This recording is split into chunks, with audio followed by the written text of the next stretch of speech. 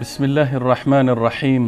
الحمد لله القائل في محكم تنزيله: يا أيها الناس إنا خلقناكم من ذكر وأنثى وجعلناكم شعوبا وقبائل لتعارفوا إن أكرمكم عند الله أتقاكم، والصلاة والسلام الأتمان الأكملان على سيدنا وحبيبنا محمد بن عبد الله وعلى آله وصحبه ومن والاه.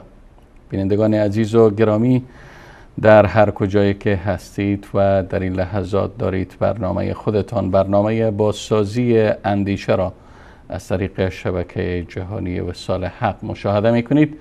خدمت تک تک شما ارجمندان عرض سلام و ادب و خسته نباشید دارم و امیدوارم که از نعمت صحت و عافیت برخوردار بوده باشید. با اجازه شما عزیزان، خدمت جناب استاد عبدالرحمن فاتح، مهمان دائمی برنامه نیز عرض سلام و ادب و خسته نباشید دارم. جناب استاد فاتح، سلام علیکم، به برنامه خودتان خوش آمدید. علیکم السلام و رحمت الله و برکاته. بنده هم به خدمت شما استاد بزرگوار و تمام بینندگان عزیز و گرامی در هر گوشه از دنیا که هستند عرض سلام و ادب دارم و در خدمت شما قرار داریم. تشکر جناب استاد فاتح گرامی. خب بینندگان عزیز و گرامی، امروز با موضوع دیگر از موضوعات این برنامه در خدمت شما عزیزان و سروران هستیم. البته یکی از بیماری های بزرگ و یکی از آفات حاد و مزمنی که امروز جامعه اسلامی و امت اسلامی دچار آن شده اند، بیماری و آفت نجات پرستی است که به تشتت و پراکندگی و چند دستگی مسلمانان و جهان اسلام انجامیده. موضوع این هفته برنامه بازسازی اندیشه پیرامون نجات پرستی است. در این برنامه پیرامون چند محور انشاءالله به صحبت خواهیم پرداخت. ابتدا به تاریخچه مفکوره نجات پرستی اشاره خواهیم کرد و سپس دیدگاه اسلام را در این رابطه جناب استاد عبدالرحمن فاتح بیان خواهند کرد و همچنین به عوامل پیدایش و راه‌های مبارزه این آفت اشاره خواهد شد. جناب استاد عبدالرحمن فاتح، فکر کنم که اگر آغاز برنامه را از پیشینه تاریخی این مفکوره آغاز کنیم که این مفکوره نجات پرستی پیشینیش و تاریخچهش به چه وقت و کدام تاریخ برمیگرده؟ جناب استاد، حقیقت امریه که اولا باید بگین که نجات پرستی عبارت از چی هست، چون برخی ها فکر میکنن این که فردی خودش رو نسبت به یک قوم بده و نسبت به یک زبان بده میشه نجات پرست. برخی ها چون این فکر میکنن، به خاطر که این شبهه از ذهن برخی ها برداشته بشه. نجات پرستی یعنی ترجیح دادن قوم خود، ترجیح دادن رنگ خود و ترجیح دادن زبان خود بر دیگری. یعنی این که انسان مثلا یک رنگ خاصی داره، یک زبان خاصی داره، یک ملیت خاصی داره، یک قومیت خاصی داره، از یک قوم و از یک نجات خاصیه، خودش را بر دیگران فضیلت بده، خودش را بر دیگران ترجیح بده و برتری بده، بگه من بهترم از دیگران. این نجات پرستی هست. یعنی حس برتری طلبی و بزرگ جلوه دادن نجات، اینجا چون موضوع ما موضوع نجات است، بر سایر نجات ها. بله به این میگن نجات پرستی که خودش را فرد حالا به هر قسمی از اقسام بر دیگر ترجیح بده و برتری بده. اگر ما به تاریخچه این برگردیم، وقتی در قرآن کریم مراجعه میکنیم، الله سبحانه و تعالی در مورد تاریخچه آن برای ما اشارات میکنه و توضیحات میده. مثلا در سوره مبارکه اعراف و همچنین در برخی دیگر از سوره های قرآن کریم، حتی در سوره بقره، الله سبحانه و تعالی وقتی که داستان خلقت آدم علیه السلام را نقل میکنه و داستان این که آدم علیه السلام چگونه آفریده شد و چگونه خلق گردید، میای پروردگار سبحانه و تعالی به ترتیب بیان میکنه، اما میرسه جایی که الله متعال خودش دستور میده برای فرشتگان و همچنین برای شیطان، میگه که شما به آدم سجده بکنین، سجده احترام، یا این که در نزد با اینکه آدم علیه السلام در پیشگاه پروردگار متعال هست، شما به الله سجده کنید در حضور آدم علیه السلام. حالا با اختلافی که به هر حال در تفسیر این آیات هست، در اینجا شیطان ابا میورزه و سجده نمیکنه یا امر پروردگار سبحانه و تعالی را زیر پا میکنه.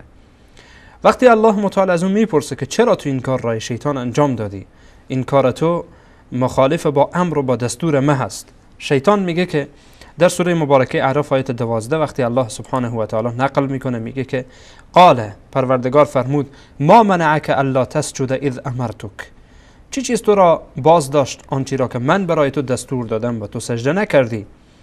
شیطان در جواب الله چی میگه؟ قال انا خیر منه، میگه من از آدم بهترم، خلقتنی من نار و خلقته من طین، تو مرا از آتش آفریدی و آدم را از گل آفریدی، من فضیلتم بیشتره، ترجیح دارم، خلقت من از چیزی است و آدم از چیز دیگری، من چگونه با آدم سجده بکنم؟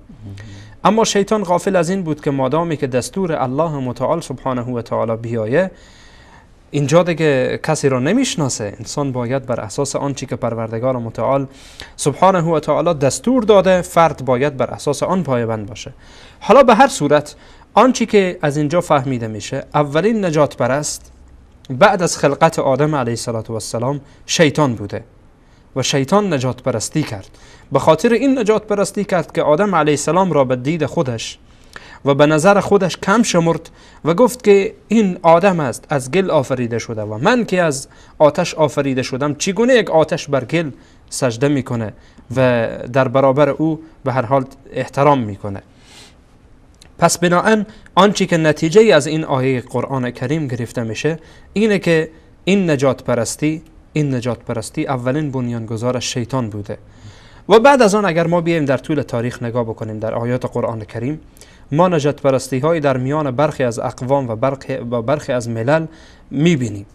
مثلا نجات پرستی که فرعون داشت نسبت به موسی علیه السلام که قبطی ها را فضیلت و برتری میداد بر بنی اسرائیل، که قبطی ها از اقوام خودش بودن، از قوم خودش بودن و داستانش در قرآن کریم موجوده که بنی اسرائیل را به بردگی گرفته بود و یک قبطی خیلی فضیلتش بالاتر از این بود که چند تا بنی اسرائیلی باشه یا چند تا از اقوامی که از قوم موسی علیه السلام باشه. به هر صورت این فکره همیشه شما اگر جناب استاد ببینین، شما در طول تاریخ چی در قرآن کریم مراجعه کنیم که قرآن کریم حقیقتا احیانا برخی از داستانها به صورت تفصیل یا به صورت اجمال نقل میکنه، و یا در تاریخ شما مراجعه بکنیم کسانی که با این فکره دست و پا زدن و کسانی که در واقع این فکره را در حال انتشار بودن در ملت خود و در جامعه زمان خود و در وقت خود، افراد خوبنامی نبودن، افراد خوشنامی نبودن، بلکه یا شیطان بوده یا فرعون بوده یا به هر ترتیب انسانهایی بودن که دارای نام خوبی نبودن، دیکتاتور بودن، انسانهای ظالم بودن، انسانهای بی خدا بودن، انسانهایی بودن که در واقع در برابر دین الله سبحانه و تعالی ایستاد شدن. و بعد از آن اگر در زمان ظهور اسلام ما ببینین، وقتی که رسول الله علیه السلام حقیقتا یکی از مبعوث میشن، یکی از بیشترین مسائلی که رسول الله علیه السلام با آن مبارزه میکنن بعد از توحید، مسئله اتحاد در میان امت اسلامی و در میان کسانی است که خودشان را نسبت میدن و منسوب میکنن به اسلام.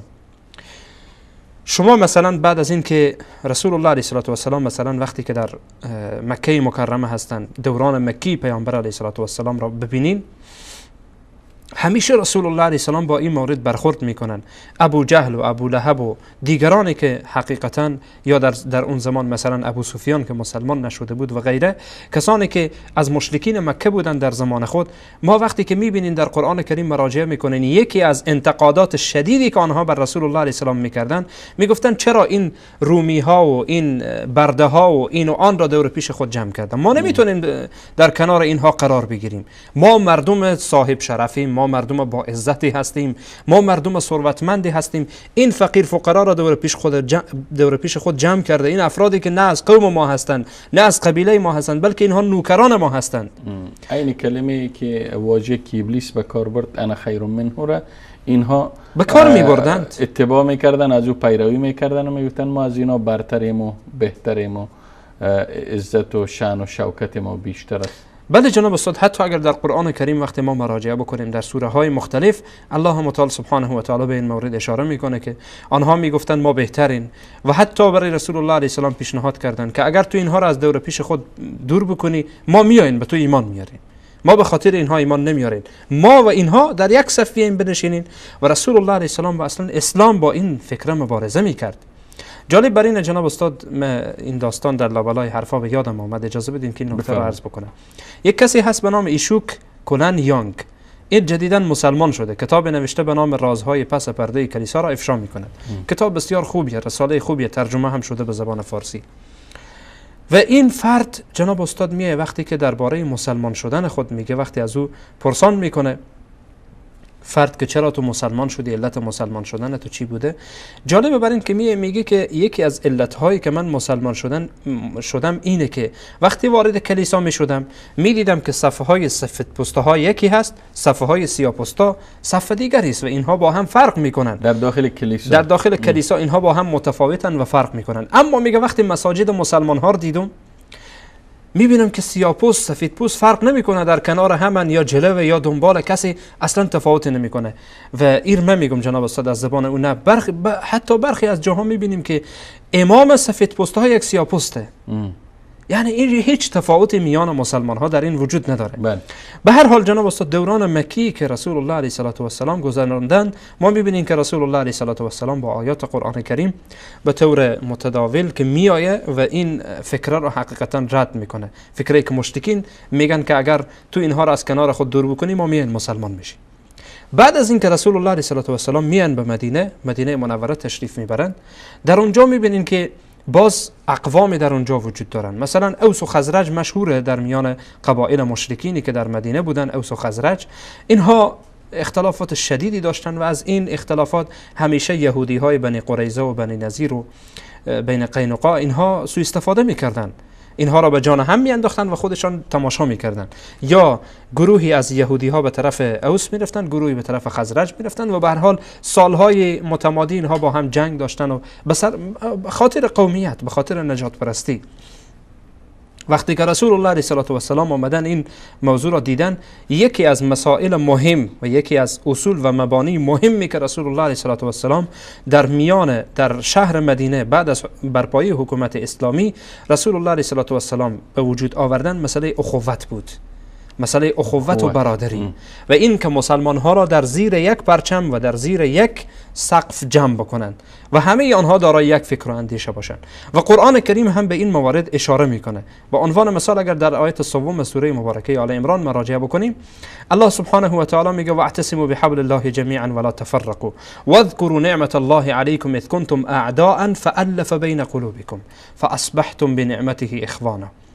الله متعال میگه یاد کنید شما نعمتی که الله برای شما داد که شما دشمن همدیگر بودید، همدیگر را میکشتید و با همدیگر دشمنی میکردید. فالف بین قلوبکم، الله متعال در میان قلبه های شما الفت انداخت و مهربانی انداخت که شما همدیگر را دوست داشته باشید و از دشمنی با هم دوری بکنید. و کنتم علی شفا حفرة من النار فانقذکم منها الی آخر آیه که الله سبحانه و تعالی از این موضوع اشاره میکنه که قبلا شما دشمن همدیگر بودید ولی با نعمت اسلام و با نعمت ایمان و و با آمدن رسول الله صلی الله علیه و سلم در مدینه منوره شما چی شدید؟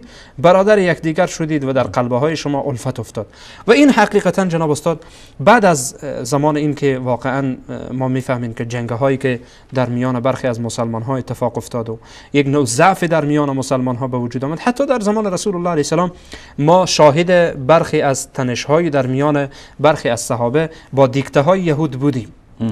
و ما میبینیم به صورت تفصیل در قرآن کریم مثلا شأن و نزول همین آیه مبارکه در مورد تنشی است که در میان اوس و خزرج به وجود آمد به خاطر دشمنی که یهود با مسلمان ها داشتن. آمدن ذکر یادآوری از جنگ‌های گذشته قبل از اسلام کردن که والله اوس با خزرج فلان کار را کرد، رفتن به خزرج گفتن که اوسیا با شما فلان کار را کردن و اینها را به جان هم انداختن که سبب نزول این آیه مبارکه هم در این مورده. و بعد از این که رسول الله علیه السلام فوت میکنن و صحابه پیامبر علیه السلام آهسته آهسته از دنیا میرن و دوران طلایی که واقعا باید با آنها دوران طلایی برای اسلام نه بلکه برای بشریت گفت، اینها رو به اتمام بشه، جنگ‌های صلیبی شروع میشه و به هر حال اینها بعد از اینکه جنگ‌های صلیبی هم به شکست مواجه میشه و صلیبی ها در برابر مسلمان ها به شکست مواجه میشن، یکی از راههایی که به دست اینها میفته، حربه بسیار قوی که به دست اینها میفته دست صلیبی ها تا اینکه مسلمان ها را به جان همدیگر بیاندازن، مسئله منتشر کردن نجات پرستی است و این که در میان مسلمان ها مرز به وجود بیارن، در میان مسلمان ها رنگ به وجود بیارن، در میان مسلمان ها زبان به وجود بیارن که تو والله فلان زبان صحبت میکنی و تو به فلان زبان صحبت میکنی، شما با همدیگر کلا متفاوتید و فرق میکنید. تو در یک کشور زندگی میکنی، تو در یک کشور زندگی میکنی، شما با هم کلا متفاوتین و فرق میکنید. و این باعث بر این شد که امروز جنگ هایی که واقعا جنگ فکری که امروز برای افتاده که می شود به آن جنگ جهانی سوم اطلاق کرد. جنگ جهانی اول، جنگ جهانی دوم با سلاح و با کشت و کشتار اتفاق افتاد، ولی امروز جنگ جهانی سوم که با فکر و با اندیشه پیش میره. ما در این زمانی که امروز ما زندگی میکنیم واقعا جناب استاد ما به طور واضح میبینیم که در کشورهای اسلامی حتی در میان یک کشور تلاش میشه که اینها از هم جدا بشن به خاطر قوم، به خاطر نجات، به خاطر زبان و به خاطر این مسائل. و این واقعا جناب استاد بسیار خطرناکه و این فکر میکنم که تاریخچه قوم پرستی بسیار به صورت کوتاه از زمان شیطان تا به امروز، از زمانی که شیطان تمرد کرد. جناب استاد فاتح گرامی، اگر میشیم یک توقف می داشته باشیم همراه با بیننده‌های عزیز و گرامی، یک میان برنامه کوتاه را میبینیم و ان شاء الله بعدش برمیگردیم و موضوع ما را دنبال میکنیم.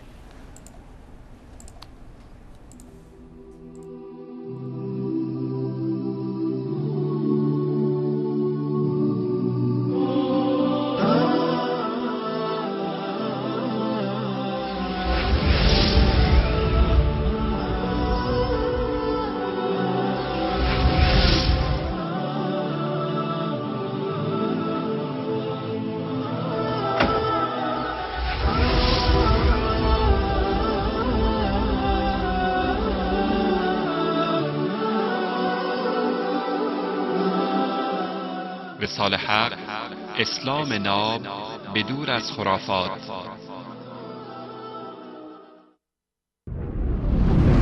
نور في الظلمات أنسي في خلواتي يا سعدي وهنائي القرآن حياتي ولا تمشي في الأرض مرحا إنك لن تخرق الأرض ولن تبلغ الجبال طولا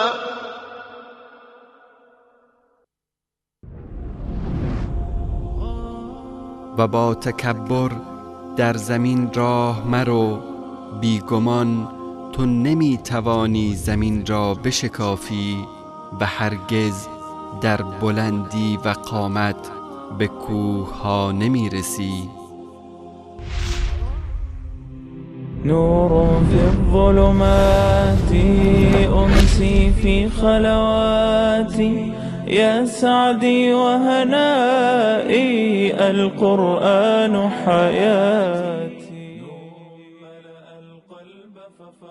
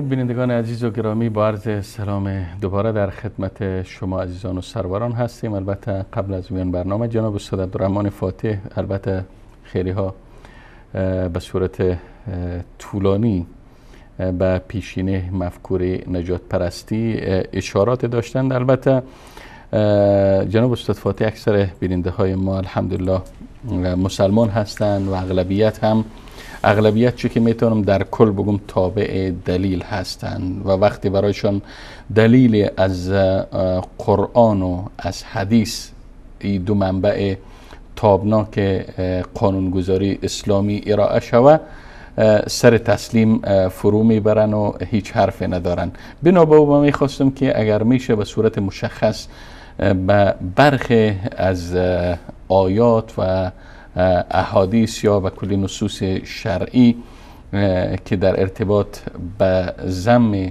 نجات پرستی آمده باشه اشاره بکنید. جناب استاد، حقیقت امر آنچه که در قرآن کریم و در نصوص شرعی معلوم میشه یا از دو منبع زلال که عبارت از قرآن کریم و سنت رسول الله صلی الله علیه و سلم می باشه، اگر ما خواسته باشیم یعنی آیات و روایات رو در این مورد بگین فکر میکنم بسیار زیاده. خیلی کوتاه البته به صورت نمونه هدف بله، به صورت نمونه و گزینشی ما فقط به تعبیر عامیانه مش نمونه خروار بله. یکی از آیات قرآن کریم و همچنین حدیثی از رسول الله صلی الله علیه و سلم را نقل میکنن و با آن اکتفا میکنن. الله سبحانه و تعالی در سوره مبارکه اخلاق، سوره حجرات، وقتی در باب مسئله قوم پرستی یا مسئله نجات یا مسئله این که چرا ملت ها مختلف شدن و چرا به هر حال انسان ها مختلف شدن، چرا از این قبیل چیزها، وقتی الله سبحانه و تعالی میاد نقل میکنه در آیت 13 سوره مبارکه حجرات به این صیغه شروع میکنه: یا ایها الناس انا خلقناکم من ذکر و انثی و جعلناکم شعوبا و قبائل لتعارفوا. الله میگه ای مردم شما بدانید که ما شما را از یک نر و ماده، از یک مرد و از یک زن آفریدیم. بعد میگه که و جعلناکم شعوبا و قبائل، شما را ملت ها و قبیله ها گردانیدیم. لتعارفوا، تا با هم دیگر چیکار بکنید؟ آشنایی پیدا کنید. هدف از این تفاوت بله آشنایی هست و معرفت باید آشنایی هست، نه اینکه لتفاخروا با هم دیگر افتخار کنید، نه، لتعارفوا، تا با هم دیگر آشنایی پیدا بکنید، تعارفی در میان شما ایجاد بشه. بعد در ادامه الله متعال میگه ان اکرمکم عند الله اتقاکم، بهترین شما در نزد الله و گرامی ترین شما در نزد الله اتقاکم، با تقواترین شماست. انسانی که یعنی میخواه عزیز باشه، میخواه گرامی باشه، میخواه در نزد الله تعالی ارجمند باشه، او باید تقوا پیشه بکنه. شاید کسی بیایه بگه که ان اکرمکم عند الله هست، این گرامی ترین در نزد الله هست. وقتی که گرامی در نزد الله بودیم خواهم مجبور هستیم در نزد مسلمان ها گرامی ترین خواهد بود. بله. چون در نزد الله گرامی هست. پس بنابراین معیار گرامی بودن و معیار خوب بودن در چیست جناب استاد؟ آنچه که از این آیه معلوم میشه الله میگه برای تقواست. یعنی هر کس تقوای بیشتر داشته باشه. و تقوا هم چیست؟ بله. تقوا یعنی این که فرد به دین پایبند باشه، بله، متمسک به دین باشه و از محرمات بپرهیزه. این را میگن تقوا. یعنی تعریف بسیار کوتاهی که از تقوا داشته باشیم. هر کس بیشتر پایبند به دینش باشه، هر کس بیشتر پایبند به اسلام باشه، او در نزد الله متعال عزیزتره. حالا فرق نمیکنه که از هر قومی میخواه باشه، از هر نژادی که میخواه باشه، از هر زبان و ملیتی که میخواه باشه، فرق نمیکنه. این فقط معیار چیست؟ تقواست. یعنی هر کس تقوایش بیشتر باشه در نزد الله متعال سبحانه و تعالی عزیزتر است. و این عزیز بودن در نزد الله عزیز بودن در نزد بندگانش هم هست.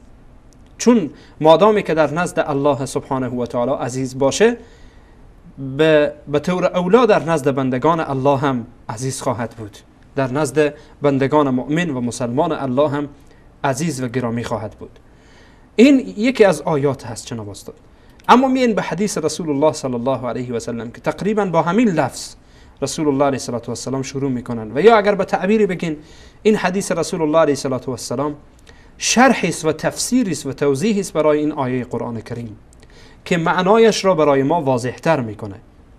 رسول الله علیه السلام در حدیثی که امام احمد رحمه الله در کتاب مسند خود روایت میکنه، حدیث شماره 23489، رسول الله علیه السلام میفرمایند یا ایها الناس، ای مردم، با همان صیغه که آیه قرآن کریم شروع شده بود، یا ایها الناس الا ان ربکم واحد، این که ای مردم بدانید که پروردگارتان یک است، یگانه هست، و این اباکم واحد، و پدرتان یکی است. الا بدانید و آگاه باشید. اینها صیغه های تنبیه جناب استاد، صیغه های تنبیه، توجه میکنه، متوجه باش، آگاه باش. لا فضل لعربی علی اعجمی، هیچ فضل و برتری عربی بر اعجمی نداره. ولا لعجمی علی عربی، و هیچ غیر عربی بر عربی فضیلت و برتری نداره. ولا لاحمر علی اسود، هیچ سفیدی بر هیچ سیاهی برتری نداره. ولا اسود علی احمر، و هیچ سیاهی بر سفیدی برتری نداره. الا بالتقوا، الا بالتقوا، یعنی فقط به تقواست که اینها فضیلت و برتری پیدا میکنن. وگرنه این رنگ برای انسان فضیلت نمیده. چون تو سفید پوستی بهتر باشی؟ نه. چون تو سیاه پوستی بهتر باشی؟ نه. بلکه تقواست که تو را فضیلت میده در پیشگاه الله. و این که تو عرب باشی فضیلت و برتری داری؟ نه. تنها عرب بودن فضیلت و برتری نداره، فقط تقواست که او را فضیلت میده. غیر عربی آیا بر عربی فضیلت داری؟ نه. فقط تقواست که تو را فضیلت میده. اگر تقوای تو از یک عرب بیشتر بود، در پیشگاه الله ارزش تو بالاتر از اوست. اگر مثلا در مسئله عرب بودن باشه یا در مسئله عجم بودن باشه، یعنی غیر عرب بودن، ابو جهل و ابو لهب عرب بودن و حتی اینها از قریش بودن، ولی هیچ جایگاهی، هیچ فضیلتی به اینها داده نشد. هیچ جایگاهی به اینها داده نشد. عرب بودن فضیلتی نیست و همچنین عجم بودن فضیلتی نیست. یک فرد عجم یعنی غیر از عرب میتونه که انسان خوبی باشه، میتونه انسان بدی باشه، میتونه که این تقوایش باعث بر این بشه که عزیز باشه، گرامی باشه، و میتونه که عدم تقوا و نبود تقوا در وجود او و نبود ایمان در وجود او را از یک عرب بدتر بکنه. پس بنابراین جناب استاد، آنچه که مورد توجه هست از دیدگاه اسلام و آنچه که نظر اسلام هست و آنچه که اسلام با آن توجه داره، مسئله ایمان و تقواست. اگر این تقوا و ایمان در وجود فردی یافت شد، فرق نمیکنه از هر پست و رنگ و از هر ملیت و قومیتی که باشه، در پیشگاه الله سبحانه و تعالی فقط تقوایش ارزش داره. و برعکس آن هر کس میخواه باشه، حتی اگر کاکای پیامبر هم مثل ابو لهب باشه، مادامی که تقوا نداشته باشه، ایمان نداشته باشه، در پیشگاه الله متعال ارزش که نداره هیچ، بلکه الله متعال در مورد او، در رد او و در تنبیه او سوره نازل میکنه و آیه نازل میکنه. این است جناب استاد به صورت کلی دیدگاه اسلام و دیدگاه قرآن. شما در حدیثی که ذکر کردین گفتین پیامبر صلی الله علیه و سلم میفرمایند یا ایها الناس ان ربکم واحد و اباکم واحد الا لا فضل لعربی على اعجمی ولا لعجمی على عربی.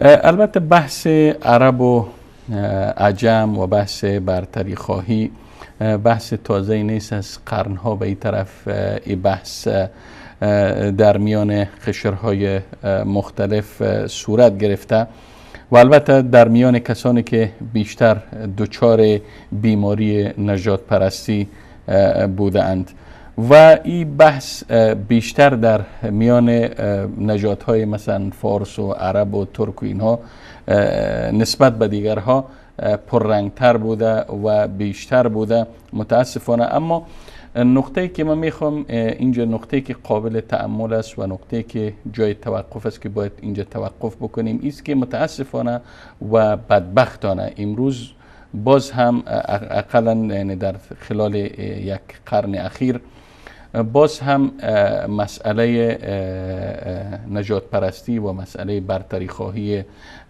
قومی مثلا عرب و فارس و ترک و نمیفهم کرد و اینها باز هم پررنگتر شده و امروز برخی ها خواه از روی ناآگاهی و بی اطلاعی از دین باشه و خواه برخی های دیگری هم هستند که از روی حقد و کینه‌ای که دارند زیر عنوان عرب بدگویی از عرب یا ذم اعراب میتازن بر علیه اسلام ناخود آگاه یا حتی گفتم برخی ها به صورت عمدی به صورت عمدی میخواهن علیه اسلام، وقتی میخواه علیه اسلام مبارزه بکنه، اسلام ذم بکنه، میای از در عرب. مثلا عرب ها اینطوری کردن، عرب ها آمدن مثلا کشورهای ما را اشغال کردن، عرب ها آمدن تمدن ما را از بین بردن. به نظر شما این افرادی که مسائل امروز مثلا خصوصا در جامعه فارسی زبان بیشتر ارزش میتن و این مسئله را بیشتر مطرح میکنن، این گونه افراد چه اهدافی را دنبال میکنن؟ جناب استاد، اولا اجازه بدین که در مورد تاریخچه این یک صحبت کوتاهی داشته باشم. البته کوتاه باز بفرمایید که نشود کوتاهتون باز. حقیقت امریه که جناب استاد بعد از اینکه اسلام در کشورهای عجمی منتشر میشه، دشمنی ها بر علیه زبان عربی و بر علیه عرب شروع میشه. به همین واسطه برخی از مورخین میگن اولین افرادی که حقیقتا دشمنی با عرب را شروع کردن فارس ها بودن، چون میگن اینها اولین عجمی ها و اولین غیر عرب هایی بودن که تحت سیطره اسلام آمدن و به خاطر همان از بین رفتن حکومت ساسانی و حکومتی که حقیقتا یا به صورت کلی بگن حکومتی که قبل از اینکه اسلام در آنجا وارد بشه وجود داشت، متاسفانه اینها یک عده برای دشمنی با عرب که چرا اینها آمدن در کشور ما و چرا اینها آمدن و اسلام را در اینجا آوردن، ما را میگذاشتن که همان مشرکین باقی میماندین، متاسفانه دشمنی ها شروع شد. البته اینا عده کمی بودن. بله، حتی برخی ها اولین فردی که دشمنی با عرب را شروع کرد میگن ابولولوی مجوسی بوده. ابولولوی مجوسی که از آمد در مدینه منوره، آرگاه و بارگاهش در بله جد بزرگ همین رافضیان امروزی، میگن که این که آمد به مدینه دشمنی از بس که حقد و کینه‌ای که با مسلمان ها داشت به ترور فیزیکی حضرت امیر مؤمنان عمر فاروق رضی الله تعالی عنه شروع کرد و ترور یعنی فیزیکی کرد عمر رضی الله تعالی عنه را، با اینکه پشت پرده ترورهای. استاد اینجا نقطه جالبی هست. پس این کسایی که امروز روافض مخصوصا رژیم آخوندی که امروز در تهران متاسفانه در ایران بزرگ حاکم است و حاکمیت داره، اینها که امروز دیگرها را به تروریسم و دیگر مبارزه علیه تروریست زیادتر مطرح میکنن، این مسئله را پررنگ میکنن. اگر بیایم ریشه یابی بکنیم، اینها خودشون تروریست هستن. از بزرگترین تروریست که ابو لؤلؤ مجوسی بود، از او حمایت کردن و از او پیروی میکنن و او را به عنوان پیشوا و الگوی خود انتخاب کردن و دلیلش هم وجود بارگاهی است که برای این شخص در یکی از شهرهای ایران آباد کردن. بله جناب استاد، اینها حقیقتا همان عقیده مشرکانه‌ای که در زمان گذشته قبل از اسلام داشتن، البته از همان حمایت میکنن. که تابلویی که هم هست به نام بابا شجاع، بله بابا شجاع که گویا شجاع بوده. بله جناب استاد، حقیقت امریه که اینها در طول تاریخ جنایاتی را برای مسلمان ها کردن تحت کوبیدن عرب. من نمیگویم جناب استاد در میان عرب ها، خب من این نقطه را یعنی عرب هایی هستن که مثل که در میان فارس ها هستن جناب استاد، مثل که ما گفتیم جناب استاد، آنچه که معیار شخصیت و معیار برتری افراد هست تقواست. همچنان که در میان فارسی زبان ها انسان های خوب و بد وجود داره، در میان عرب ها هم انسان های خوب و بد وجود داره. من اینجا نمیخوام که بیایم از عرب دفاع بکنم، از عموم عرب دفاع بکنم، من میخواهم از زبان عربی دفاع بکنم و چرا این که امروز با این به تحت عنوان عرب با اسلام دشمنی میشه میخوام حرف بزنم جناب استاد. چرا اصلا حرف من این با زبان عربی؟ چرا؟ بله. حالا جناب استاد، من این تاریخچه اش را به صورت کوتاه به خدمت شما گفتم عرض بکنم که قبل از این که یعنی بعد از این که اسلام وارد این کشورها شد، وارد کشور به عنوان مثال در میان فارس ها اسلام داخل شد، دشمنی هایی به وجود آمد. این بعضی از بقایای این افرادی که در اون زمان حکومت داشتن، اینها حقیقتا دست به کار شدن. از جمله اعمالی که انجام دادن یکی مسئله ترور فیزیکی حضرت عمر امیر مؤمنان رضی الله تعالی عنه توسط ابولؤلؤ مجوسی بود و بعد از آن هم این فکر جناب استاد در طول سالها در حال رشد بود و بعد از این که کتب مسلمان ها بیشتر، حتی فارسی های ما میبینین، فارسی های میبینین یا از نجات غیر عرب میبینین که خدمات زیادی به زبان عربی برای مسلمان ها کردن و این مشهود و معلوم است. البته هیچ کسی این کار کردن نمیتونه که بیشتر. مثلا امام ترمذی، امام ابن ماجه، امام بخاری، امام مسلم، زیاد است اصلا، ابو عبدالله نیشابوری، اصلا اینها جناب استاد همه اینها به زبان عربی، حتی یعنی جالب در ادبیات از دل و جان اسلام پذیرفته بود. بله، حتی در ادبیات عربی بیشترین خدمتی که کردن میشه گفت که فارسی ها کردن، یا به تعبیر بگین غیر عرب ها کردن. و بعد از این که این موضوعات دیده شد، دشمنی با زبان عربی گسترش یافت، بیشتر شد که ما چیکار بکنیم. این کسانی که هم زبان خود ما هستن با اینها هم نوا شدن، چون اسلام بود که اینها را جمع میکرد و دور عرب جمع میکرد، به دور زبان عربی جمع میکرد. اینها یک بار به خود خوردن که ما باید چیکار بکنیم. تا اینکه این اختلافات وجود داشت، این ترور شخصیت ها، ترور فیزیکی ها وجود داشت جناب استاد، تا اینکه بعد از جنگ صلیبی که همه مشاکلی که ما امروز داریم متاسفانه بعد از جنگ های صلیبی است که بر علیه مسلمان ها برنامه ریزی هایی که شد، و همچنین بعد از این که استعمار انگلیس شد که در این سالهای نزدیک، یعنی نه خیلی دور، یعنی نه خیلی قرنهای خیلی دور نه، بلکه در همین نزدیکی های تازه کردن آتشی که دشمنان اسلام مثل عبدالله ابن سبع یهودی و اینها آتشی را که افروخته بودن، این نواسه ها و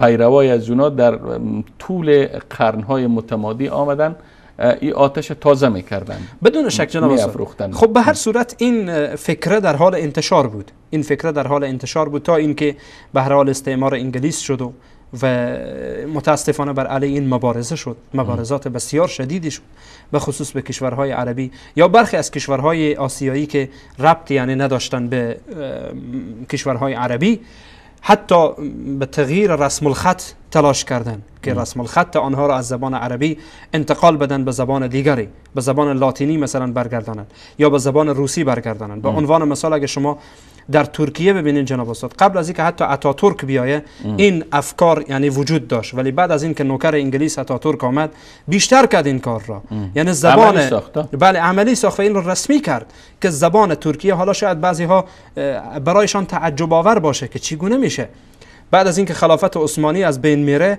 زبان ترکی یا بگین رسم الخط ترکی شبیه عربی بود، مثل که امروز فارسی ما شبیه عربی هست. آن را تغییر دادن و آن را لاتینی ساختن جناب استاد، لاتینی ساختن که امروز حالا چرا علت چی بود، چرا این کار را انجام دادن؟ تا اینکه با نصوص شرعی که با نصوص اسلامی که به زبان عربی نوشته شده مردم بیگانه بشن، حتی با قرآن کریم بیگانه بشن. امروز نسل جدید ترک که الحمدلله بعد از این اواخر خب الحمدلله کارهای شده الحمدلله، ولی اگر شما در چند سال یعنی چند سال نزدیک بازگردین، به خاطر عدم این که اینها با الفبای قرآن کریم آشنایی نداشتن، از تلاوت قرآن کریم و از فهم قرآن کریم و از فهم اسلام متاسفانه به دور ماندن. و این واقعا یک برنامه بسیار اساسی و برنامه‌ای بود که بر علیه مسلمان ها و بر علیه ملت مظلوم و ملت بیچاره ترکیه به کار گرفته شد، تا این که از اسلام دیگه نامی هم باقی نمانه، رسم الخط زبان عربی هم از بین بره. و شبیه این جناب استاد در تاجیکستان اتفاق افتاد. برادران تاجیکی که حالا صدای ما رو میشنون، آنها حالا میبینین که با رسم الخط روسی مینویسن، مثلا آنچه که در تاریخ آن نقل میکنن که به هر حال بعد از اینکه همان حکومت سوسیالیستی روسی متاسفانه اشغال کرد کمونیستا، بله اشغال کردن و تلاش کردن به ظرف چند سال بسیار محدود، که مثلا آنچه که نقل میشه میگن در 1302 بوده اولین بار که این یعنی تلاش صورت گرفت برای اینکه الفبا یا به هر حال حروف زبان تاجیکی از فارسی یا از عربی برگرده به روسی. و این اتفاق افتاد در 5 سال این کار را کردن، یعنی در سال 1307 این اتفاق افتاد، رسمی شد اگرچه بعداً تلاش شد برای اینکه دوباره بعد از اینکه یعنی به تعبیری که حالا حقیقتا نمیشه گفت که آنها استقلال خود را گرفتن، استقلال تمام از دست روس گرفته باشند. به هر صورت بعد از این که به هر حال نامن گفتن که ما استقلال گرفتیم، مثلا در سال 1370 میگن که محاولات شد، یعنی تلاش های شد برای اینکه دوباره همان رسم الخط برگرده، ولی تا به حال هم که امروز هست جناب استاد نتوانستند دوباره رسم الخط را تغییر بدن. به همین واسطه ملت مسلمان تاجیک را از قرآن کریم و از نصوص شرعی که به زبان عربی نوشته شده بود دور کردند. و الا اینکه فارسی افغانستان، فارسی ایران، فارسی تاجیکستان یکی است، یعنی رسم الخط آنها یکی بود. ولی تلاش شد و تلاش صورت گرفت تا اینکه رسم الخطی که شبیه به زبان عربی است با اندک حروف، یعنی 4 حرف که در زبان فارسی و عربی با هم متفاوته، تلاش شد تا اینها تغییر پیدا بکنه و تغییر پیدا کرد. و حتی امروز جناب استاد عجیبه که در بعضی از پانزی‌ها یا در بعضی از دانشکده‌های افغانستان هم متاسفانه تلاش میشه برای این. مثلا دانشکده ادبیات، من تهمت نمیبندم، کسانی که در ادبیات هستن خودشان میدانند. اگر کسی صدای من را میشنوه و یا اینکه تصویر را میبینه، برنامه به صورت زنده است، میتونه که تماس بگیره بگه شما اشتباه میگید. ولی یک حقیقت انکارناپذیر جناب استاد که امروز تا جایی که بنده با بعضی از محصلین ادبیات، یعنی پانزه ادبیات یا دانشکده ادبیات بنده ارتباط دارم و ارتباط گرفتم، علنی تلاش میشه برای اینکه کلمات عربی و کلمات فارسی به تعبیر خودشون تلاش میکنن تا اینها را فرق بدن.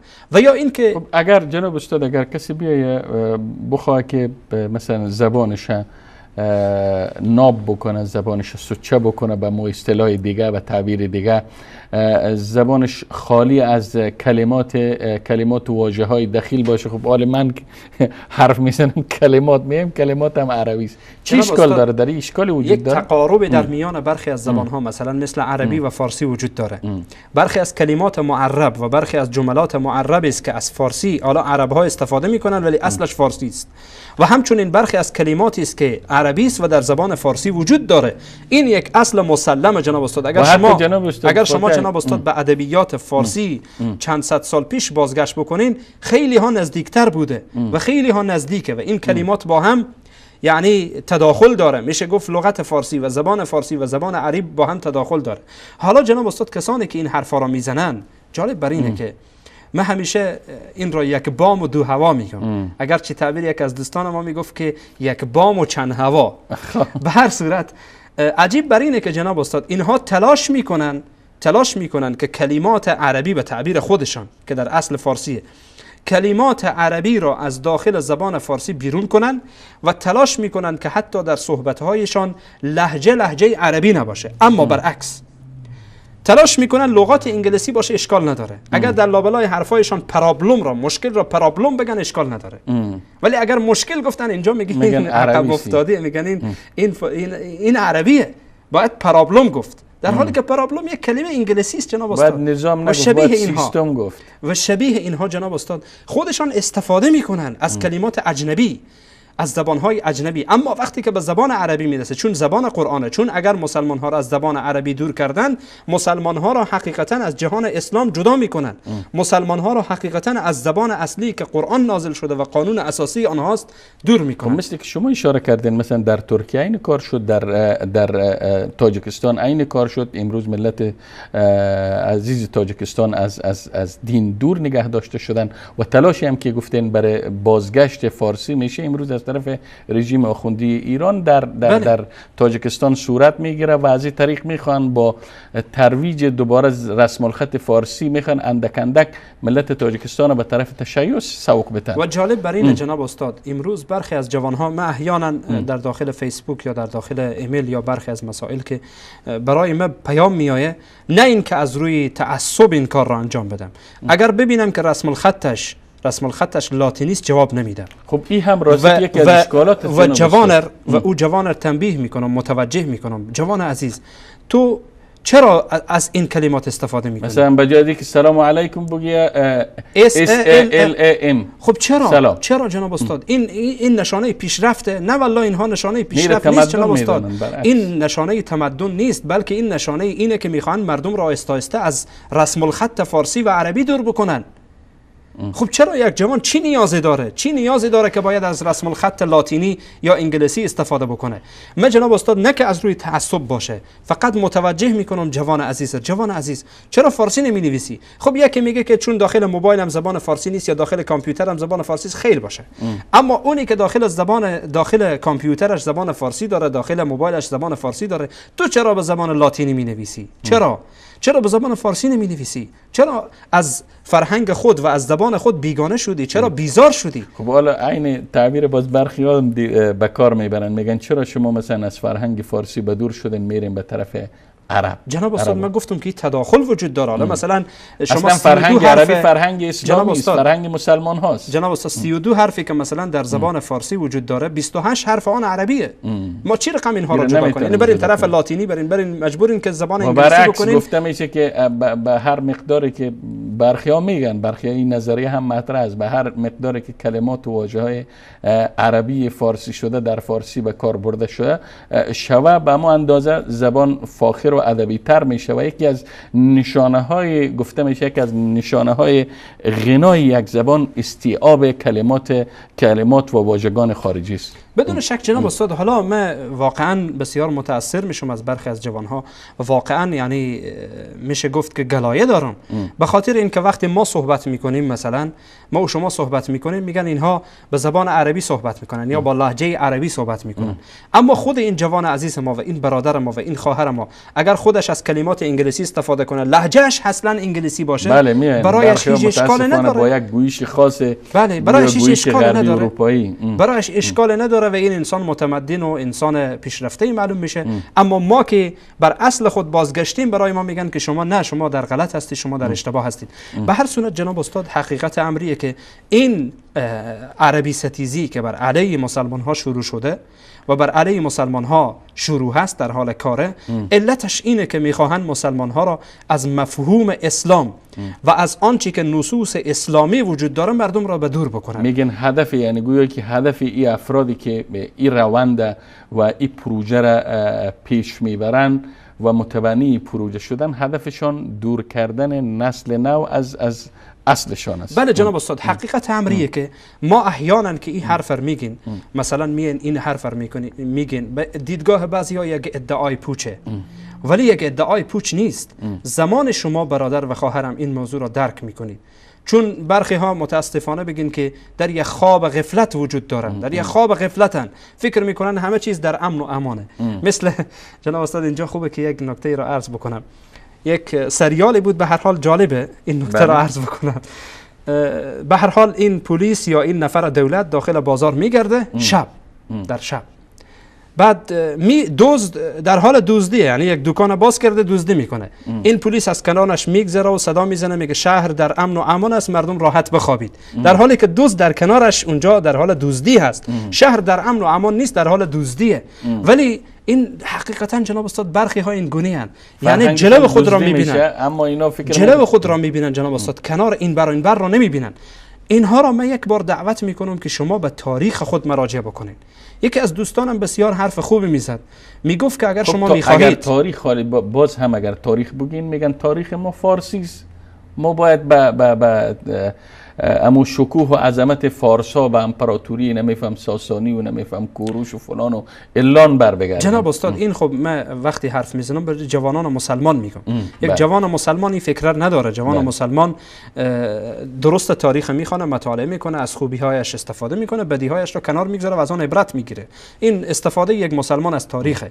جناب استاد اگر شما، یکی از دوستانم میگفت که حرف خوبی میزد، میگفت شما اگر میخواهید که جوانان را درست بفهمانید، آنها را متوجه کنید که به اصل خود باز کردن. برین اصل را مطالعه بکنین. شما تاریخ را یک بار جناب استاد مطالعه بکنین. تاریخ بعد از این، از زمانی که اسلام شروع میشه، توی جوان مسلمان به عنوان یک مسلمان وقتی شروع بکنی از زمانی که اسلام شروع میشه، به ترتیب مطالعه بکن، بعدن این تغییرات را متوجه میشی. ولی این که من بیایم حالا برای تو بگم که والله در تاجیکستان چنین شد و در ترکیه چنین شد و خودت هم میدانی، از این تاریخ خبر داری، اما خودت را به خواب غفلت میزنی و من را متهم میکنی بر این که گویا من ادعای پوچ میکنم. نه والله اینها ادعای پوچ نیست جناب استاد، اینها حقایقه. اینها حقایق واضح و آشکاره که امروز متاسفانه برخی ها نمیتونن تحمل بکنن، بله. نمیخوان حتی بشنون، حتی بدانن. تلاش میشه جناب استاد برای اینکه مردم یعنی از نصوص شرعی حالا به هر قسمی که شده، حالا این یکی از اقسامش هست که ما در موردش چون در مورد نجات پرستی صحبت میکنیم، این مورد هم به طور به هر حال اتفاقی میایه صحبت میشه، در موردش باید صحبت بشه. اما اگر ما راههایی که چگونه مسلمان ها از نصوص شرعی و از دینشان در حال دور کردن هستند اینها را در موردش صحبت بکنیم، برنامه های میطلبه که در مورد آن صحبت بشه جناب استاد. اما این یکی از آنهاست، یکی از آنهاست دور کردن مردم از نصوص دینی و از نصوص شرعی و از زبانی که قرآن به آن نازل شده. ما نمیگیم که شما زبان خودتان را رها کنید، ولی دشمنی کردن با یک زبان و او هم زبان قرآن، زبانی که قرآن اصلا توی یک مسلمان قرآن را مطالعه میکنی.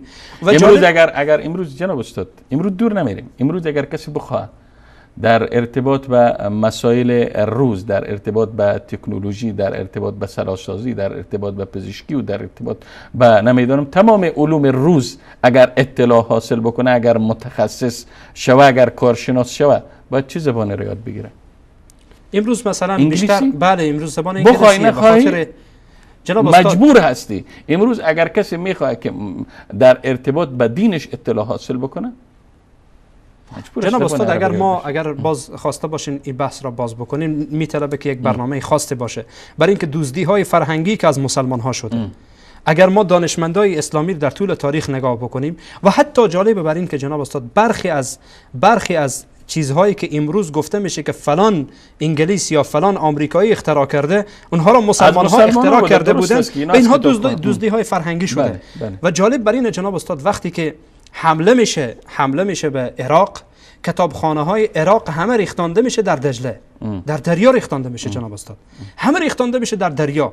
یعنی بیشترین کتبی که ترور میشن، بیشترین کتبی که جناب استاد در باب فرهنگ و در باب تکنولوژی و در باب مسائل مختلف و طب و اینها نوشته شده، برخی از آثار خب تا امروز موجوده، ولی برخی دیگر را اینها ریختاندن به دریا و برخی دیگر را دزدیدن و امروز به زبان انگلیسی نوشتن و بعد به رویش نوشته فلانی، مؤلف فلانی، یعنی تالیف کننده یا مصنف فلانی، در حالی که اگر شما اصلش را بازگردین یک دزدی فرهنگی شده، از زبان مسلمان ها تغییر کرده به زبان خودشان و بعد امروز خودشان یک ادعای بالا میکنن که بله مسلمان ها یک برنامه خاص و ویژه دیگه میطلبه که مستند نشان داده بشه اینها جناب استاد. لکن هدف می بود جناب استاد که کسی اگر گفتم بخواه امروز به مسائل روز آشنا شوه، بلا شک باید زبان انگلیسی را یاد داشته باشه. به همون ترتیب فرد مسلمان هیچ وقت از زبان عربی مستغنی بوده نمیتونه. بله جناب استاد، بله این هم یک واقعا یک مصیبته که خب جناب استاد سوال دیگری که در ذهن ما و شاید عده از بیننده ها هم خطور کنه، چه عوامل سبب شده و باعث شده که برخی ها دچار ای آفت و ای بیماری شدن، بیماری نجات پرستی؟ حقیقتا جناب استاد اهداف بسیار زیادی هست، ولی عوامل اهداف بله اهداف و عواملی که واقعا باعث بر این شده که این مسئله نجات پرستی در میان برخی از مسلمان ها در حال انتشار باشه و مسلمان ها را تکه پارچه کنند و خودشان برای خود اروپا بسازند و به هر حال کشورها را هم با هم جمع بکنند اما مسلمان ها را پراکنده بکنند، یعنی سیاست مسلمان ها را بدوزند و برای خودشان عملی کنن ولی مسلمان ها را تکه پارچه بکنن و حتی کار به جایی برسه که امروز یک عده خودفروخته برخیزن و بگن که باید مثلا در افغانستان بگن افغانستان هم باید تجزیه بشه، باید چند قسمت بشه، یک قسم بره طرف ایران، یک قسم بره طرف پاکستان و به همین ترتیب در حال تجزیه شدن باشه. و چرا ملت های مسلمان ها را اینها با هم تجزیه کردن و خودشان خود را ملت واحد کردن، همان سیاستی که اسلام گذاشته بود از آن استفاده کردن، امروز بر علیه مسلمان ها دارن کار میگیرن ولی سیاستی که مسلمان ها داشتن آن را بر هم بپاشند. چرا نمیخوان؟ و امروز هم جالب بر اینه که من همیشه جناب استادی حرف واقعیته که فکر نکنه کسی که من میخوام که غربی ها را متهم بکنه، اینها متهم دست اول هستند. حالا من متهم بکنم یا نکنم، اینها متهم دست اولند و امروز برای پارچه کردن مسلمان ها و برای حکومت کردن در میان مسلمان ها. یک اصطلاح عامی هست در میان مردم، میگن که آب را گلالود کن و از آب ماهی بگیر. تفرقه بیانداز و حکومت کن. اینها جناب استاد یکی از اهداف بسیار مهمی که امروز تلاش میشه در میان مسلمان ها، مسئله نجات پرستی، مسئله قومگرایی و امثال اینها اتفاق بیفته و مسلمان ها کوشش میکنن که این افکار در میان مسلمان ها در حال انتشار باشه و مسلمان ها را از هم جدا بکنن، چون میدانین که الله متعال در قرآن کریم نتیجه اختلاف را چی میگه؟ میگه که ولا تنازعوا فتفشلوا وتذهب ریحکم، شما تنازع نکنید، با هم جنگ و جدال نکنید، اختلاف نکنید، اگر این کار کردید فتفشلوا، شما شکست میخورید، و تذهب ریحکم، و شکوه و جایگاه و عزت شما از دست میره. مثل که امروز میبینین مسلمان ها همه شکوه و عظمت و بزرگی که داشتن از دست رفته. بنابراین جناب استاد یکی از اهداف بسیار مهم سیاسی که امروز اتفاق میفته، از عوامل سوال کردم، پس شما میگین که یکی از عوامل اصلی انتشار بگم ای آفت، انتشار ای بیماری دسیسه های غرب بوده، دسیسه های دشمنان اسلام بوده که در طی قرنها ای کار عملی شده، ای پروژه و ای پروسه از طرف مزدورایشان در کشورهای اسلامی چیز شده، کار اما شده. حقیقت امریه که جناب استاد اگر از عوامل بخواهیم، عوامل بسیار مهمی که یعنی میشه در رأس آن بیخبری مسلمان ها از دینشان، این فکر میکنم بزرگترین عامل باشه و بزرگترین سبب باشه برای انتشار این فکر. و بعد از آن هم دسایسی که دشمنان در حال اجرا هستند و اجرا میکنند. وقتی یک مسلمان از دینش ندانه، یعنی با عنوان مثال این دو آیه‌ای که از قرآن کریم خواندین و حدیثی که از رسول الله علیه و سلام روایت کردین، من فکر میکنم برای یک فرد مسلمان همین دو کافی باشه. ما در هر برنامه جناب استاد این نقطه را ذکر کردیم، واقعا شما فهم دین، درک دین، معلومات درست از دین انسان مناعت میته، انسان وقایه میکنه از آغشته شدن، از دچار شدن و مبتلا شدن به آفات و بیماری ها. جناب استاد اجازه بدین که به یک نکته بسیار مهم و اساسی اشاره بکنم که ارتباط میگیره به ملت افغانستان. امروز حکومتداران افغانی که حقیقتاً به صورت غالب اگر بگین همان دست نشانده های استعمار و دست نشانده های آمریکا هستند و برخی هم جواسیس پاکستان و جواسیس ایران هستند، اینها همیشه میآیند و حرف میزنند و برای شیره مالیدن به سر مردم و برای فریب مردم چی میگن؟ ما میخواهیم که ملت از این خون و از این بدبختی و از این مشکلات امروز خلاص بشن. هیچ کدام اینها نمیخواهند. اگر بخواهند می یک راه حل اساسی برای اینها میدم جناب استاد از نظر قرآن کریم. چی است؟ اینه که شما تلاش کنید در رأس اولا خودتان قوم پرستی و نجات پرستی نکنید، بعد از آن مردم را تلاش بکنید که متحد بشن بر اساس اسلام جمع بشن. امروز تمام بدبختی ها جناب استاد به نظر من تمام بدبختی هایی که امروز در افغانستان هست به زیر سر کسانی است که امروز قوم پرستی را منتشر میکنن، ترویج میکنن. و الا این که اگر این قوم پرستی نباشه مردم میفهمن که کی را انتخاب بکنن. امروز شما میبینین که اکثر انتخابات ها متاسفانه بر اساس قوم پرستی و نجات پرستی دیدیم، عملا دیدین و واضح آشکاره. یعنی میگن مثل آفتاب روشن، خوب نمیشه که آن را انکار کرد. و بعد از آن امروز اختلافاتی که میبینین، حتی اختلافاتی که کشت و کشتاری که میشه جناب استاد بر اساس قوم پرستیه، نجات پرستیه. این قوم و نجات نمیخواد که این قوم و نجات دیگه به قدرت برسه، بنابراین میزنن به سر کله هم دیگر و ملت رو از این در این میان ملت بیچاره میسوزه و در این میان ملت بیچاره از بین میره. پس بنابراین جناب استاد راه حل چیه؟ راه حل اینه که این نجات پرستی دور بشه. اگر نجات پرستی دور شد، شما مطمئن باشید که نه تنها افغانستان بلکه بقیه کشورها هم، بقیه کشورهای اسلامی هم بر اساس گفته قرآن کریم که ولا تنازعوا فتفشلوا وتذهب ریحکم، اگر مفهوم مخالفش را بگیرین، وقتی که مادامی که ملتی اختلاف با هم نداشته باشند، اختلافات نژادی و قومی و زبانی و اینها، شما مطمئن باشید که همان عظمت و بزرگی و شکوه آنها دوباره بازگشت خواهد کرد، چون این تعبیر قرآن کریم جناب استاد. تشکر استاد فاتح گرامی. اگر اجازه بدین، البته بحث ما خیلی طولانی شد، میریم سراغ یک میان برنامه و پس از این میان برنامه انشالله باز خواهیم گشت و صحبت های شما عزیزان را خواهیم داشت و همچنین انشالله فرصت باشه که خدمت استاد فاتح هم بر بگردیم و از ایشان هم سوالات داشته باشیم و سوالات را و پرسش های را خدمتشان مطرح کنیم. میان برنامه میبینیم و انشالله بر میگردیم. اعوذ أعوذ بالله من الشيطان الرجيم. يا أيها الناس إنا خلقناكم من ذكر وأنثى وجعلناكم شعوبا وقبائل لتعارفوا إن أكرمكم عند الله أتقاكم إن الله علیم خبیر. برتری تو بر اساس تقوایت می باشد.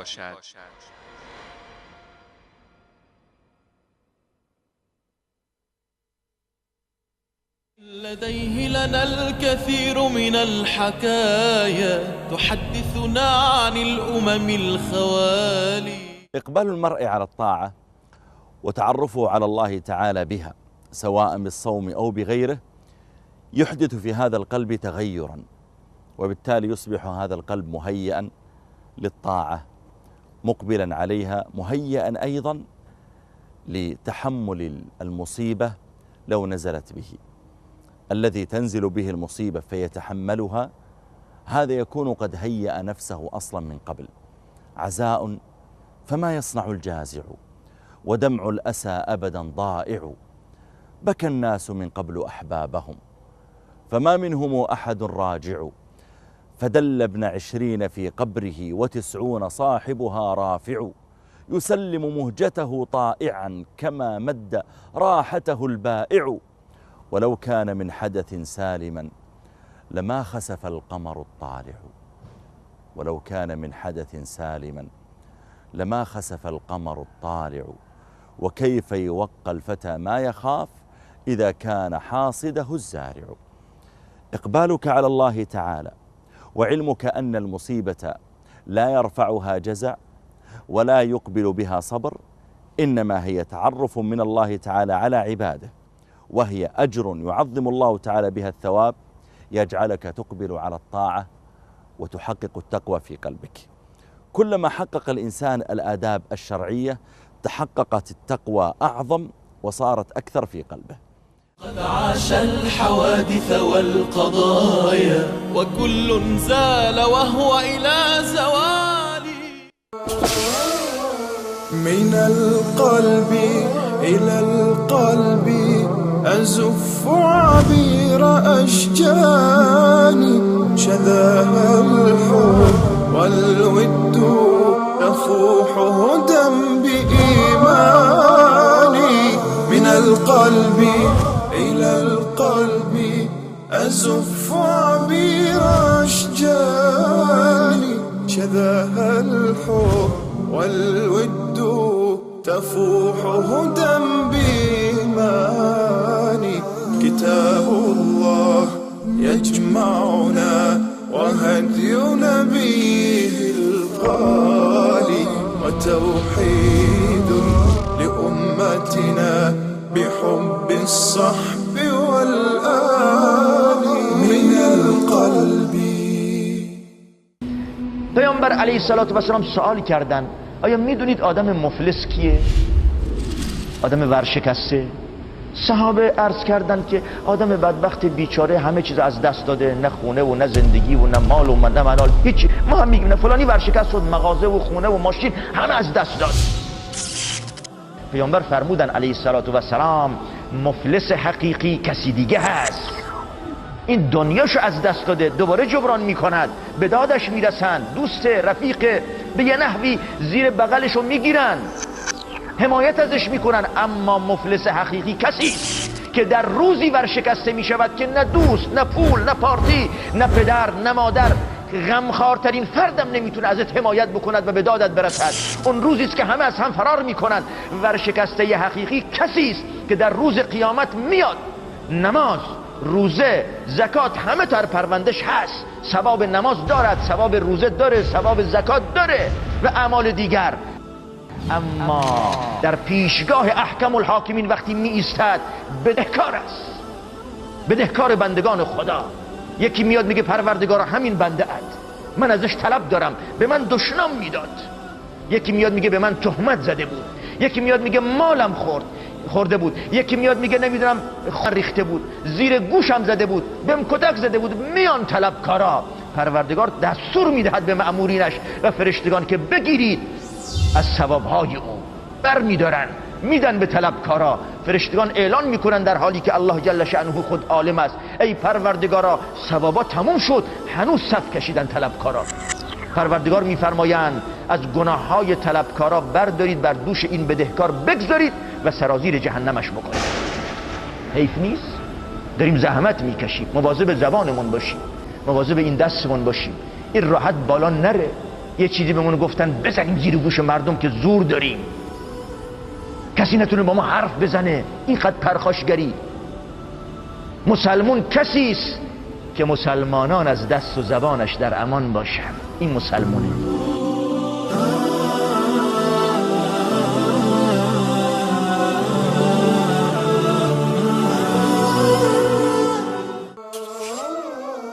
من القلب إلى القلب أزف عبير أشجاني، شذاها الحب والود يفوح هدى بإيماني.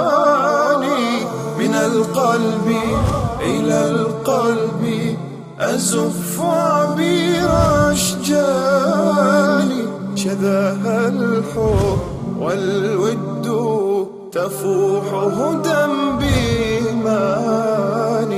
كتاب الله يجمعنا وهدي نبيه الغالي، وتوحيد لأمتنا بحب الصحب والآل. من القلب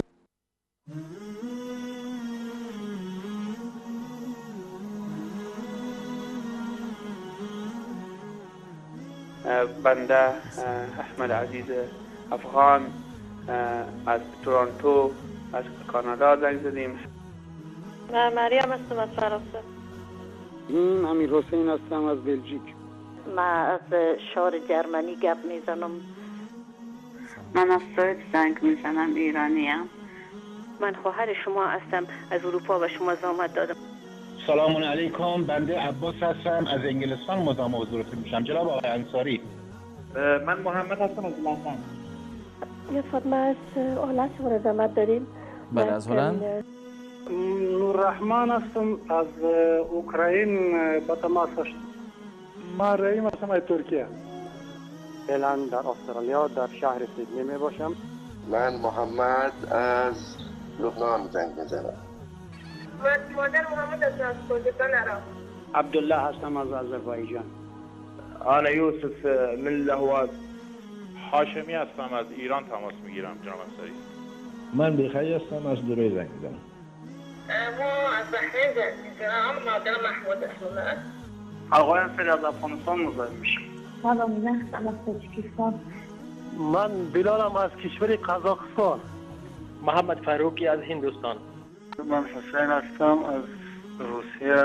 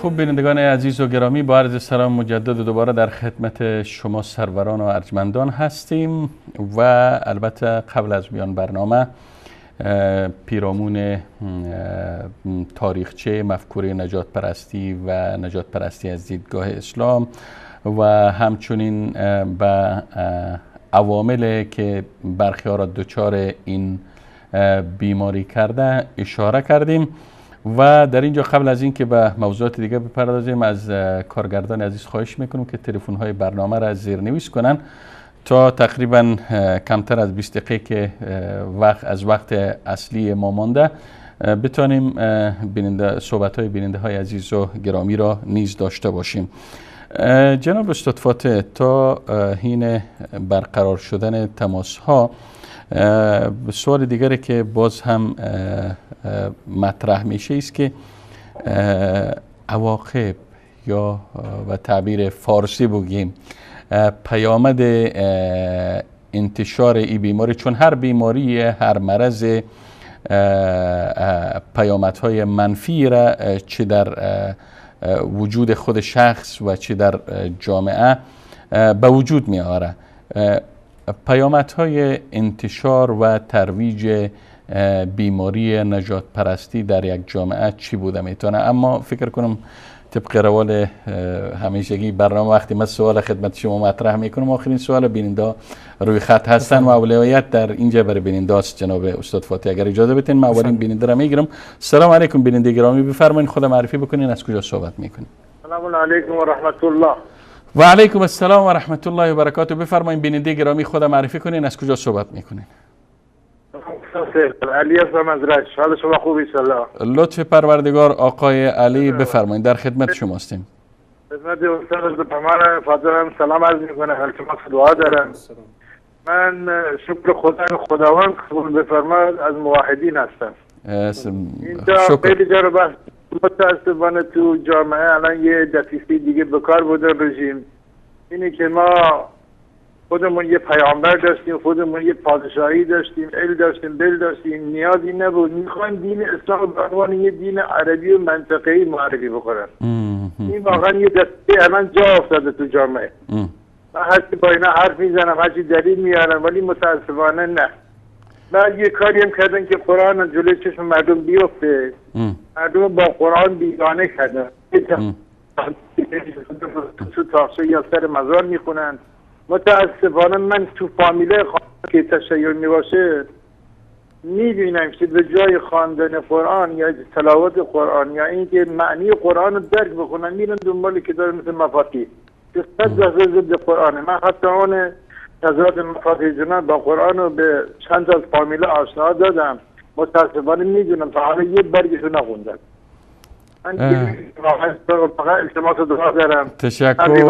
تشکر آقای گرامی. واقعا کسای اینهایی که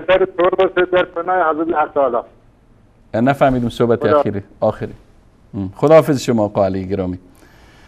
خب میریم سراغ بیننده بعدی. من میخواستم تعلیقی داشته باشم اما میریم سراغ بیننده بعدی چون وقت نیست. بفرمایید بیننده گرامی. سلام علیکم. سلام علیکم. و علیکم السلام و رحمت الله و برکاته. بفرمایید بیننده گرامی خود معرفی کنین، از کجا صحبت میکنین؟ از موحدین هستم. بفرمایید برادر گرامی، در خدمت شما هستیم. سلامت باشید. من می‌خواستم استاد میتونن یه حدیث برای من بگن که پیغمبر اکرم صلی الله علیه و آله و سلم به صورت دست بسته نماز می‌خوندن؟ خب بیننده گرامی، چون انشاءالله اگر وقت بود، چون موضوع بحث برنامه ما هم نیست، اما انشاءالله باز هم تلاش خواهیم کرد. سلامت باشین. تشکر از شما برادر گرامی. میریم سراغ بیننده بعدی. سلام علیکم.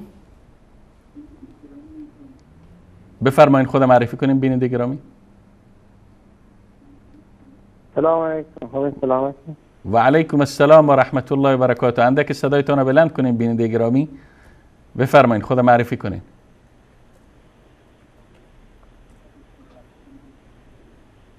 بفرمایید بیننده گرامی. سلام علیکم.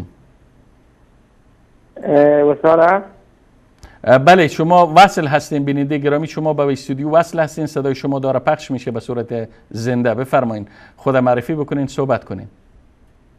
ما عبدالقیوم هستم. دیگه از دوستای گرامی تشکر میکنم، دستان در نکنه. سلامت باشین عبدالقیوم گرامی. بفرمایید در ارتباط به موضوع برنامه اگه گفتنی دارین. گفتنی ندارم، فقط تشکر میکنم. سلامت باشین. از شما هم تشکر. خب میریم سراغ بیننده بعدی. سلام علیکم. سلام علیکم بیننده گرامی، بفرمایید خود معرفی بکنین، از کجا صحبت میکنین؟ سلام علیکم. و علیکم السلام و رحمت الله و برکاته. پیرمرد هستم از زیاد زنگ. بفرمایید برادر گرامی، اندک صدایتان بلند کنین، بفرمایید. بله، سلام عرض میکنم خدمت شما و استاد فاتح عزیز. واقعا نقطه مهم اشاره کردن که در افغانستان صدای ما رو ندارین شما؟ صدایتان پخش میشه. بفرمایید برادر گرامی آقای شیر احمد، بفرمایید. بله، استاد فاتح عزیز واقعا نقطه مهم اشاره کردن که در افغانستان واقعا درگیری هایی که از متعددی که در تاریخ افغانستان پیش شده کلا از این نجات پرستی هستند. روافض هم نقش داره در این که نجات پرستی در داخل افغانستان به نام فارسی زمان هر که خودشان در بین افغان ها چی میکنن، درگیری های در بین افغان ها ایجاد میکنن، یا نجات پرستی در عرب. مثلا میگه عرب ها در افغانستان و در کشورهای اسلامی حمله کردن، عرب ها بودن جنایت کردن. بله، ما میگیم نه، عرب ها اومدن اسلام آوردن. متاسفانه. تشکر آقای شیر احمد. متاسفانه این گونه عبارات و این گونه جملات حتی در تاریخ‌های که در افغانستان به نام تاریخ‌های عمده افغانستان مشهور است داریم. ما مثلا در تاریخ غبار می‌بینیم که نوشته کردن عنوان بزرگ استیلای عرب، به جای از اینکه فتوحات اسلامی بنویسن میان استیلای عرب مینویسن. خب میریم سراغ بیننده بعدی اگر پشت خط هستن. سلام علیکم بیننده گرامی، بفرمایید در خدمت شما هستیم.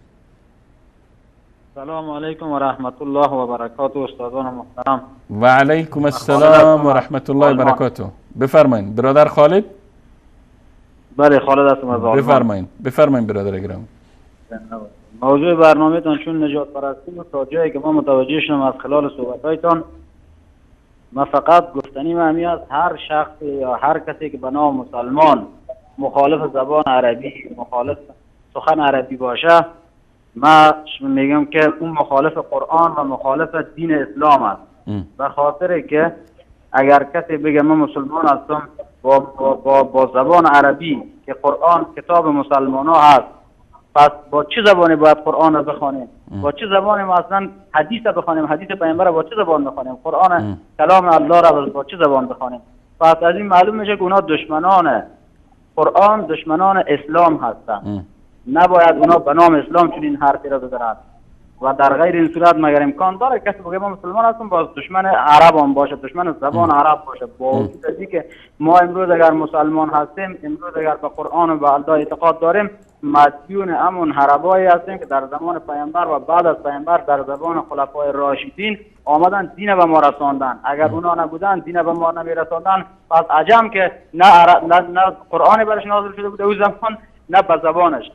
پس اونا دشمنان دین اسلام هستن. گفتنی دیگه ندارم. تشکر. زنده تشکر آقای خالد گرامی. لکن میگن عجم ها هم امروز مثل که آقای علی از ایران اشاره کردن، میگن که ما چیزی داشتیم، پیامبر داشتیم، زرتشت داشتیم و نمیفهم پادشاهان داشتیم و تمدن داشتیم و اینها را آمدن عربا از بین بردن. اینا خب همونایی هستن که میخوان تفرقه در بین مسلمان ها ایجاد بکنن که ما امپراتوری داشتیم و نمیدونم. اونا راست میگن، چیزایی که داشتن با خواهر مادر ازدواج کردن بود، آتش میپرستیدن، بت میپرستیدن. قبل از اسلام دینای مختلف بود، فرهنگ‌های مختلف بود.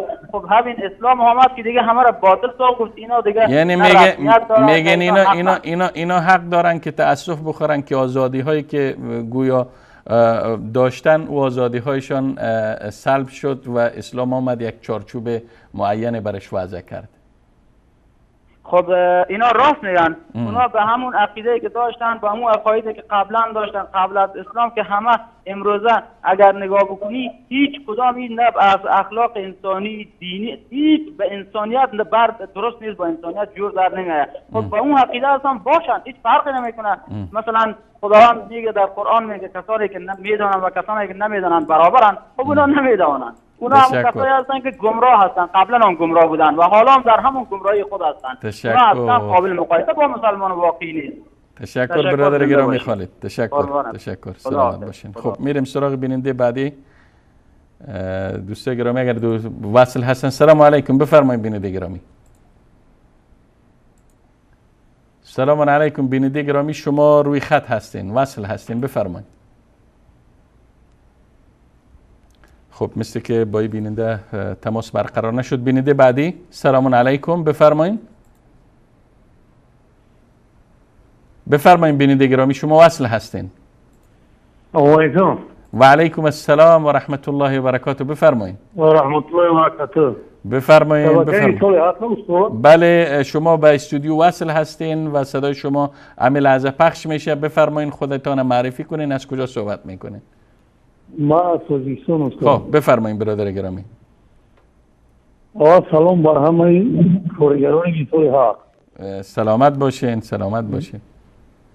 بیتوی حق یعنی شبکه اولان اسلام.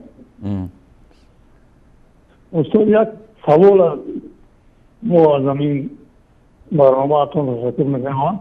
بفرمایید. بعد شما بگید که همین کسی که همین قوم پرستی، نژاد پرستی همین رو میکنه، گناه هست این گناه کبیره یا که این اشتباه هست و کسی که نمیدونن این چی هست.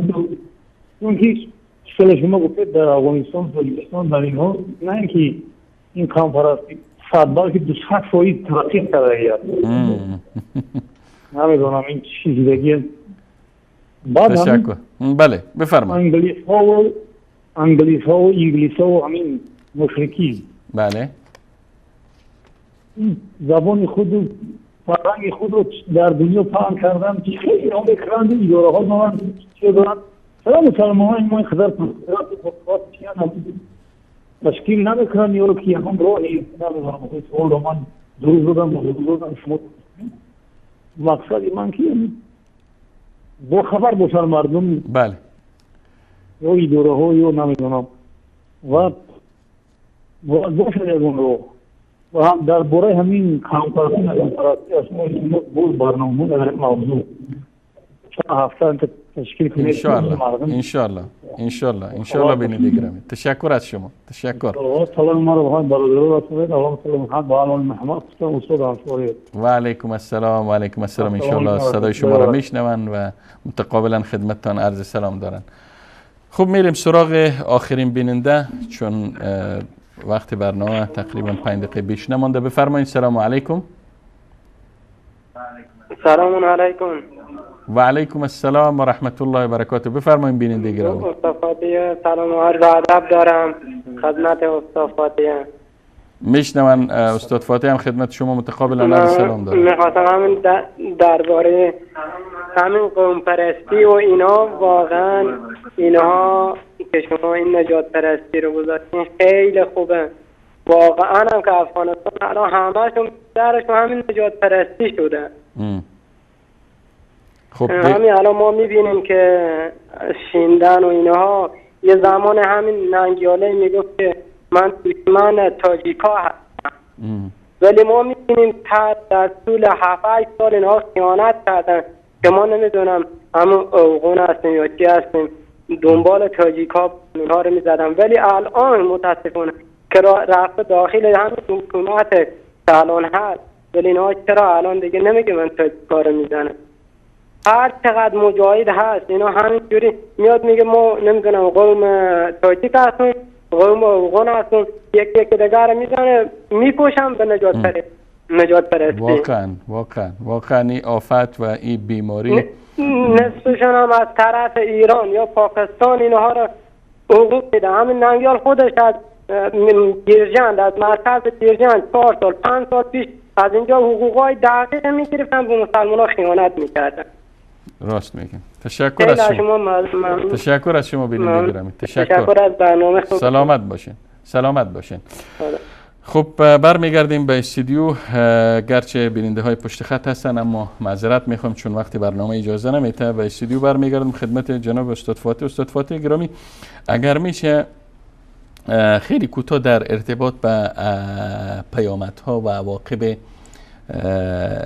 این بیماری، انتشار این بیماری در جامعه اشاره بکنین، فهرستوار که البته بعدش صحبت ببینید. بله جناب استاد، بسیار کوتاه میگم. آنچه که ما در لابلای صحبت ها هم صحبت کردین، مسئله شکست بود، شکست و زبانی، مسئله قتل و قتال، ناامنی، ضایع شدن حقوق بشری و انسانی و همچنین ضربات محکمی که از جهت اقتصادی مسلمان ها خواهند خورد و هر کدام از اینها جناب استاد اسبابی داره و دلایل داره که واقعا اگر وقت می بود به هر کدام از اینها به صورت تفصیل اشاره میکردین. فقط بسیار به صورت کوتاه به خدمت شما. تشکر جناب استاد گرامی. آقای خالد اشاره کردن، گفتن هر کسی که با زبان عربی مخالفت کنه او دشمن اسلام محسوب میشه. فکر کنم اگر ما دقیق بدون شک جناب استاد اگر یعنی واقعا همچنان که ما گفتیم اگر هدفش از دشمنی با زبان عربی به خاطر اسلام باشه، چنانچه این دشمنی گذاشته شد به خاطر اینکه دشمنی با اسلام باشه، اگر چنین باشه شکی در این نیست که واقعا دشمنی با اسلامه، مگر اینکه کدام هدف دیگری باشه که با آن بحث جداگانه‌ای داره.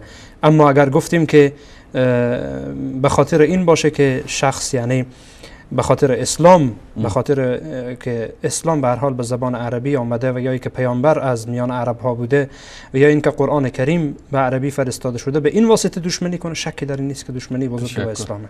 تشکر. بیننده گرامی، ما آقای علی که فکر کنم از رشت بودن، از ایران، از موحدین، خداوند ایشون ثابت قدم داشته باشه، گفتن که یک مقوله در ایران زیادتر در حال ترویج است که میگن ما پیامبر داشتیم و ما پادشاه داشتیم و تمدن داشتیم و البته در این شکی نیست که رژیم آخوندی فعلا میخواد ملت ایران از قرآن دور کنه تا بتونه خرافات و خزعبلات دوره های قبلی را در میان مردم ترویج بده. خب فرضاً بگیریم که اگر اینا پیغمبر به نام زرتشت پیغمبر بوده، چرا میان این پیغمبر این زرتشت در مقابل دین اسلام قرار میده؟ خب به خاطر همان دشمنی و کینه و عداوتی که نسبت به اسلام متاسفانه اینها رو وادار میکنه به این به زمان جاهلیت خود برگردن و الا اینکه اگر هدف دیگری نباشه یعنی به کدام دلیل حتی اگر بوده مثلا پیغمبرای بوده نسخ شده بوده جناب استاد در تمام کشورها. اگر شما ببینین تنها کشور یعنی ایران نبوده یا به تعبیر عامتر بگین خراسان نبوده، بلکه مناطق زیادی بوده که وقتی اسلام ظهور کرده از خود به هر حال دیدگاهی داشتن، از خود نظامی داشتن، از خود سیاستی داشتن و این افتخار کردن به گذشتگان در حالی که یعنی افتخار به این معنا که افتخار بر ضد اسلام باشه، بدون شک این یعنی جایی در اسلام نداره و مشکل داره، یعنی از نظر فکری و از نظر اندیشه‌ای برای یک مسلمان مشکل داره.